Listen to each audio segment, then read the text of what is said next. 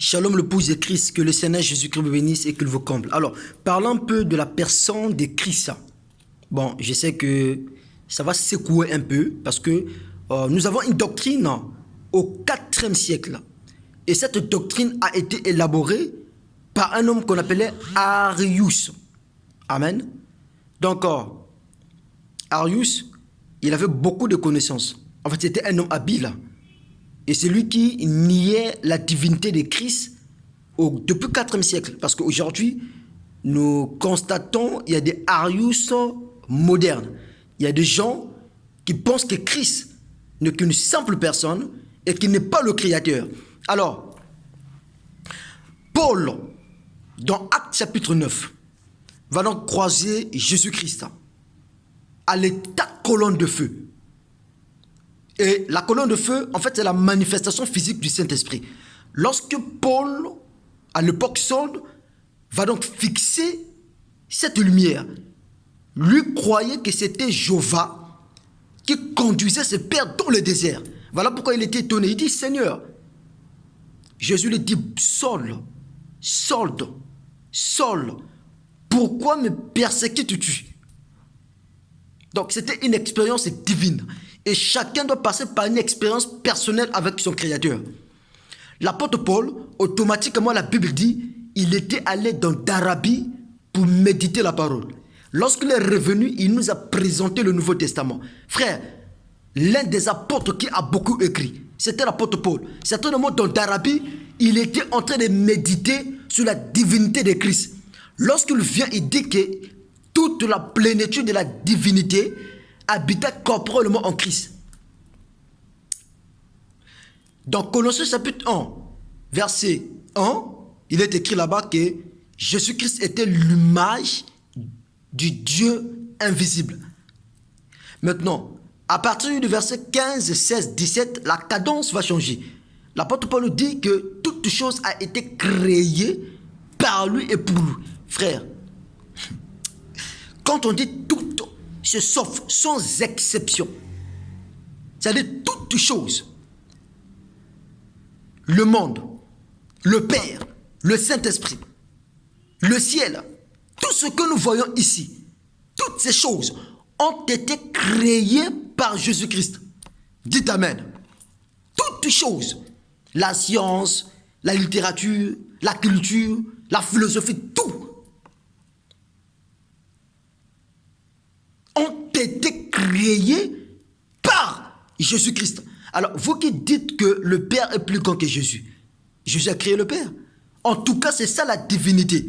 Parce que pour comprendre la divinité de Christ, Dieu se révèle.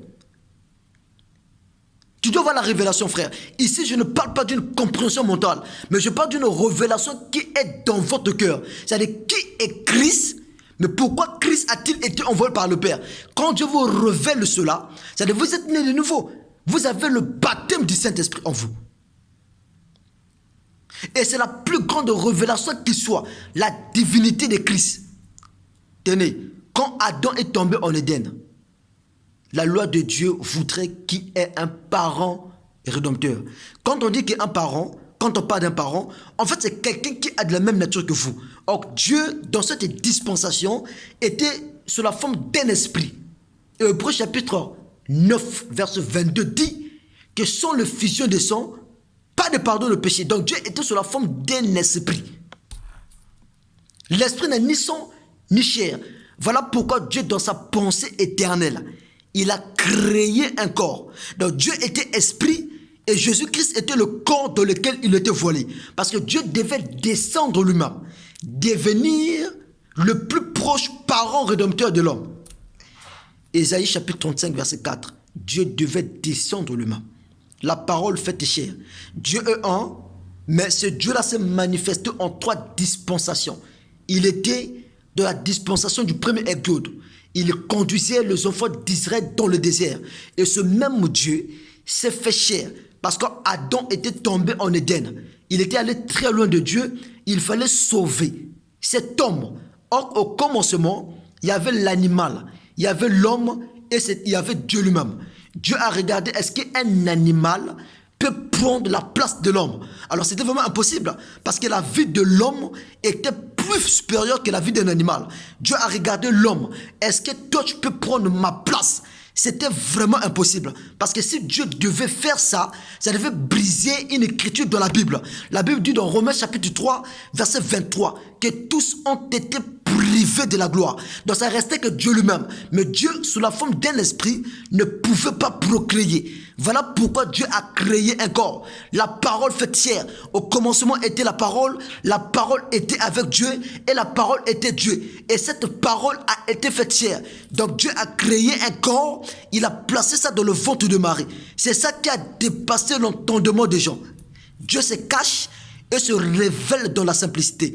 Jésus-Christ était le Père, il était le Fils, il était le Saint-Esprit. C'est comme si vous avez une épouse, ça veut dire que vous êtes un époux. Vous avez un enfant, vous êtes un papa.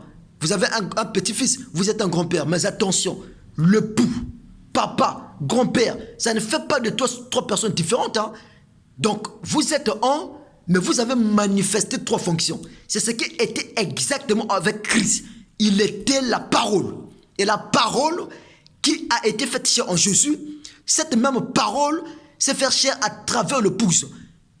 Donc, lorsque la parole a été faite chair en Jésus, Jésus a dit qu'il était la lumière du monde.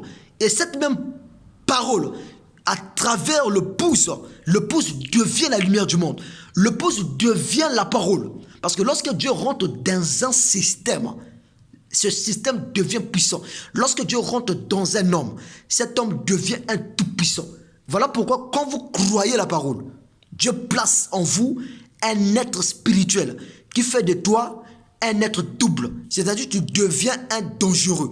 Tu deviens un autre mystique. Parce qu'en toi, en fait, il y a une portion de la divinité en toi. Et donc, du coup, le sorcier ne peut pas te bouffer. Voilà pourquoi un sorcier vit dans la 5e dimension. Le sorcier ne peut pas arriver dans la 6e. Lui s'arrête dans la 5e. Or que le chrétien vit dans la 6e. La Bible dit, lorsque quelqu'un est né de nouveau, il y a un corps théophanique qui naît dans la 6e dimension. Ce corps théophanique influence sur sa vie. Et donc du coup, le diable ne peut pas avoir le dessus sur vous. Frère, et la Bible dit, si quelqu'un vous touche, il le touche directement à Dieu. Même si un sorcier de ta famille te touche, il touche à Dieu. Il va se brûler. Est-ce que je me fais comprendre que le Seigneur Jésus qui vous bénisse et que vous comble? Ciblez la révélation de l'heure.